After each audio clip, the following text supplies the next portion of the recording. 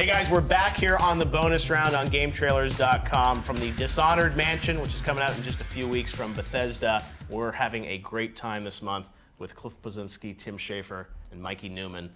We've talked about some of our favorite games from the past generation, some of our least favorite.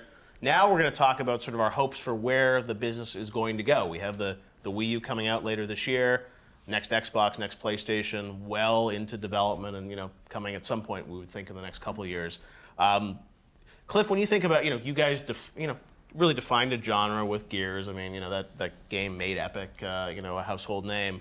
When you guys think about sort of the next generation, what excites you? I mean, obviously, you guys are probably working on systems you can't talk about, but from a design perspective, I mean, are you excited about sort of where we can go? I'm excited. I want to see how Sony and Microsoft have learned from the current generation of social gaming, asynchronous gaming, right, all the free-to-play microtrans stuff. We can still have a $60 game that's a big holiday release, but is there room for something else?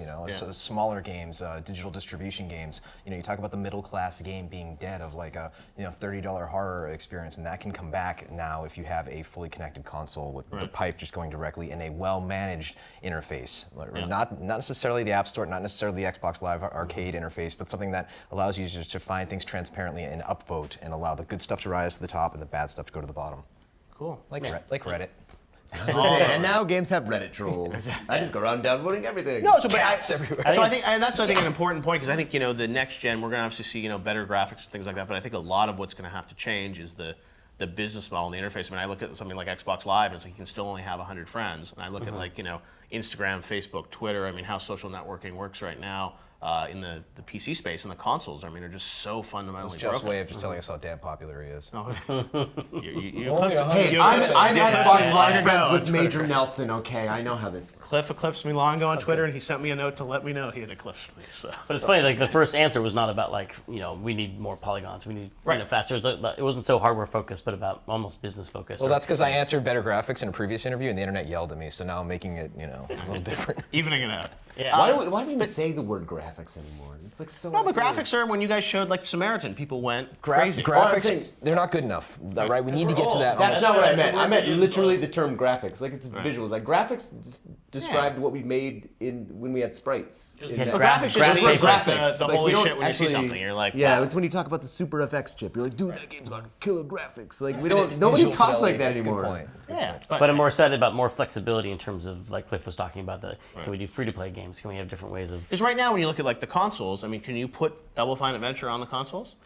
It's tricky. Not easy, right? And also because they have to approve it, and then you've got to go. It depends who publishes it. Can we self-publish it? We can self-publish on PC so much. I'll jump in right here. Happy Action Theater was amazing and deserves to see far more eyes than it did. Why? Thank you. Like that's a Connect seller right there. The whole. No, there should be more stuff like that for Connect. I've always said like something like Connect, I think would have been more successful if they had like an app store and you could download, $1 to $2 little experiences. Exactly. Just play with it as opposed to. I think Microsoft knows that on some level. I would hope so. Yeah, but I mean, you look at like those, those systems are so, and PSN and Xbox and Wii doesn't even have anything, and it's like you look at where those are at now and where social networking is on the PC and even the business model, right? I mean, like Double Fine Adventure or your iPad game, you guys can sign up for $100 with Apple and publish that game on iPad. I mean, you certainly can't do that on any console right now. Yeah, and we're going to follow those opportunities wherever they go, and if they come back on console, we would love to do. I mean, consoles mean a lot to us, and even as a player, they mean a lot. So we want to do more on them.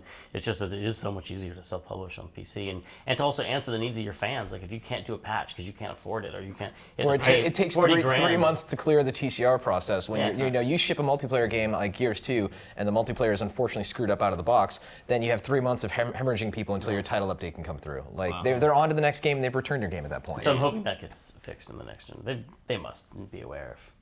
I would hope. Did you tell them? Because I didn't. Mikey did. So Mikey, what about you? You think about where games are going. We've talked about the business model changing to make games more accessible to more people. We are like just fidelity wise and budget wise. We're not to use the term graphics, but we are plateauing a bit to the point where everybody's mudboxing or ZBrushing high polys, dropping them down to low poly cages, and we're gonna keep doing that. It's just not gonna be that big of a leap. So then, that's a good question then, or that leads to a good question then.